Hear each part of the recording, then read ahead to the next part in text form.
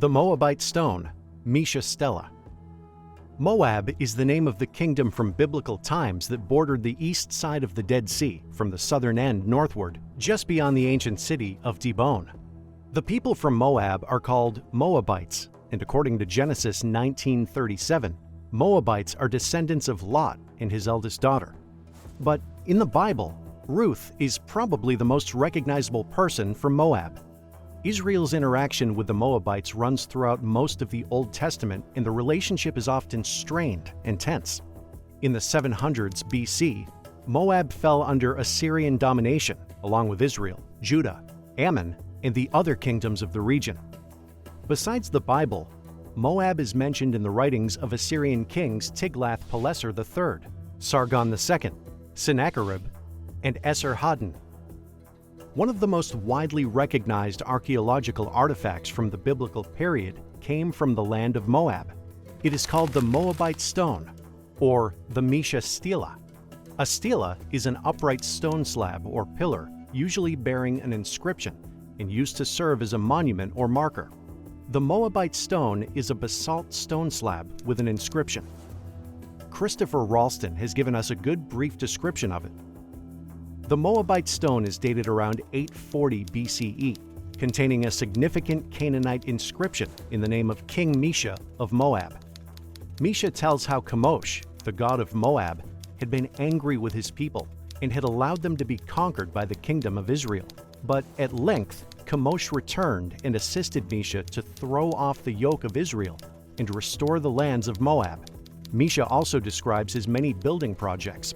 The inscription is written in a variant of the Phoenician alphabet, closely related to the Paleo-Hebrew script. It is very common to see pictures of the Moabite stone in the pages of Old Testament introductions, archaeology introductions, Bible dictionaries, and books discussing the literature of the ancient Near East. The Moabite stone itself is on display at the Louvre in Paris, France, and seen by throngs of people annually, both in person and online. The discovery of the Moabite stone is one of international intrigue. That tale has added greatly to the lore and fame of the stone. The discovery of the Moabite stone dates to 1868. The story began with a minister named F.A. Klein, a medical missionary in Jerusalem. Klein spoke fluent Arabic and helped Jews and Arabs, including Bedouin on the east side of the Jordan River and the Dead Sea. His benevolence was rewarded by their friendship. As Klein traveled in 1868, the Bedouin Arabs told him of an inscripted black basalt stone lying among the ruins of the biblical city Dibon. When Klein first saw this stone, it was laying with the inscription upward.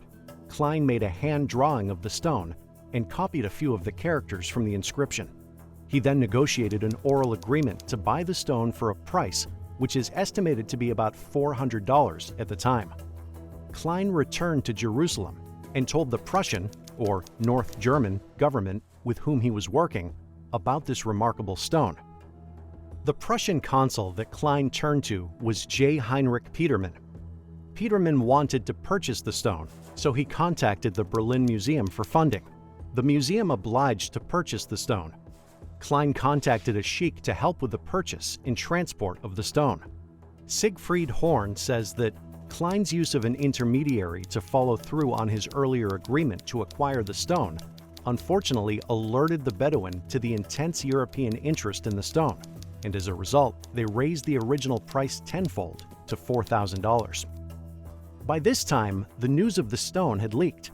British archaeologist Charles Warren, who was with the Palestine Exploration Fund, along with a French translator Charles Clermont-Ganneau, who worked for the French consulate in Jerusalem, had heard about the Moabite stone. Warren decided not to intrude upon the efforts of the Prussians to obtain it. Ganneau, however, had other plans. Having heard of the sticky negotiations between the Prussians and the Bedouin, Ganneau sent an Arab friend to examine the stone and sketch some of its characters. After having determined the importance of the stone, Ganneau sent another man named Yakub Karavaka to make a squeeze of the inscription. Like paper mache, a squeeze is created by placing soft, wet paper over an inscription, then gently pressing the wet paper into the grooves of the letters of the inscription. Once dry, the paper becomes a reverse image of the inscription. While waiting on Karavaka to complete the squeeze and for it to dry, the Bedouin of the camp got into a very heated argument about the deal. The argument became so violent that Karavaka and his companions were wounded and had to flee for their lives. In a hasty retreat, one of Karavaka's companions grabbed the still wet squeeze and took it with them as they raced off on their horses. The squeeze, however, had been torn into 7 pieces. Peterman continued his attempt to negotiate a deal with the Bedouin for the stone. He turned to the Turkish Ottoman Kingdom, who were loosely considered the rulers of the region around Dibon. The Turkish government, desiring to secure ties with the Germans, was more than willing to help. But these national intrusions blew everything apart, literally. As it turned out, the Bedouin resented the local Turkish governor because of his harsh treatment of them, and they would rather the stone be shattered than relinquish it to the Turkish governor. So, the Bedouin heated the basalt stone and poured cold water on it while it was still very hot. The stone shattered.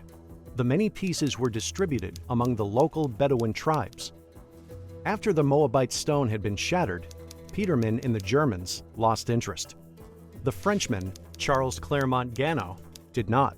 Instead, Ganneau published an announcement about the stone's existence in 1870. Ganneau, along with Englishman Charles Warren, thought it necessary to obtain as many pieces of the inscribed stone as possible. By 1875, Ganneau and Warren were able to collect 57 pieces, which makes up about 2/3 of the inscription. By using the fragments in the torn squeeze, Ganneau was able to restore the Moabite stone to its present condition at the Louvre. The scars and cracks of the shattering are glaringly visible. According to André Lemaire, until 1994, nobody had completed a definitive scholarly translation of the Moabite stone. Ganneau published a translation and commentary, but he, along with most academics, did not consider that early translation the definitive edition.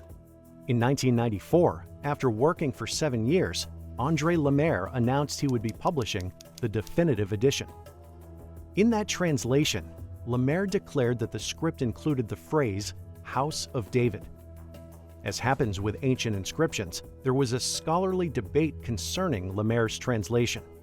The modern debate especially centered around the phrase, "House of David." The debate has spanned from the late 90s until as late as 2019.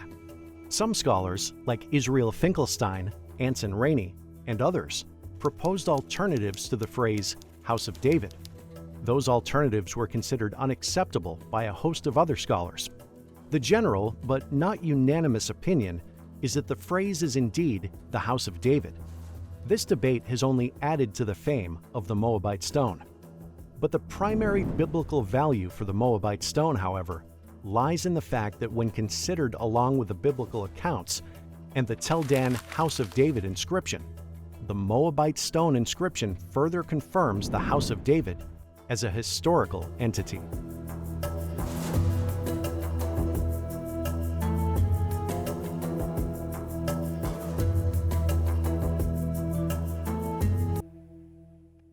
Thank you for watching this video. Don't forget to like and share, and make sure you subscribe so you don't miss any future videos.